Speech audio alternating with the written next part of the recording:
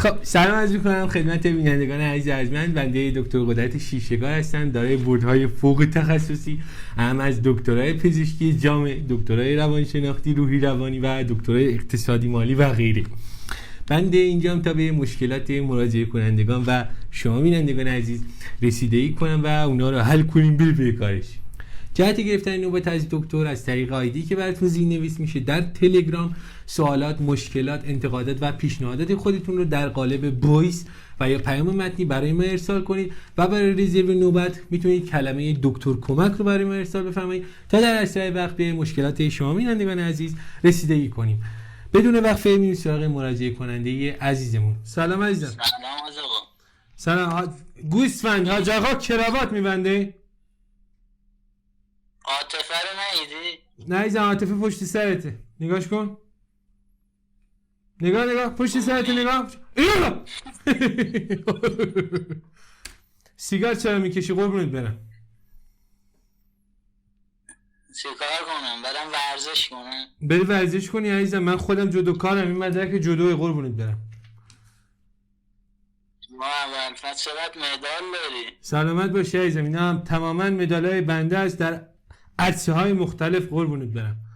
نگفتی چرا سیگار میکشی عزیزم؟ مشکل چیه؟ غمت چیه؟ همه چیه؟ چی بکشم؟ برم تریاک بکشم؟ تریاکم عزیزم با این قیافه که من میبینم قطعا تریاکم رو شاخته.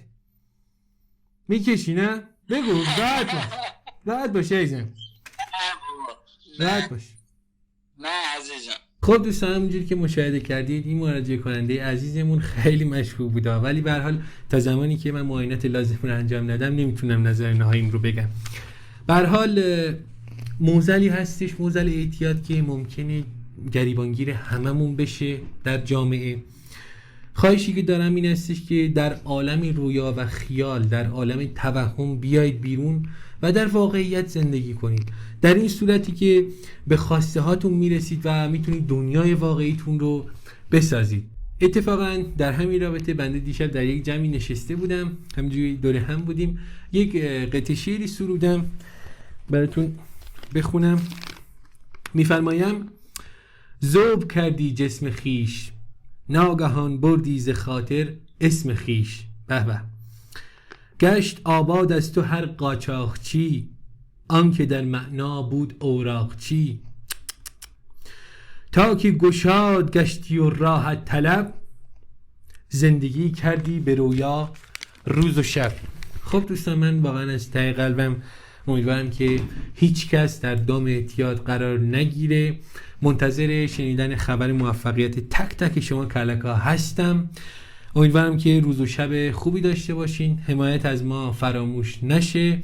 برنامه رو در اینجا به پایان میرسونیم تا برنامه جدید. بدرود.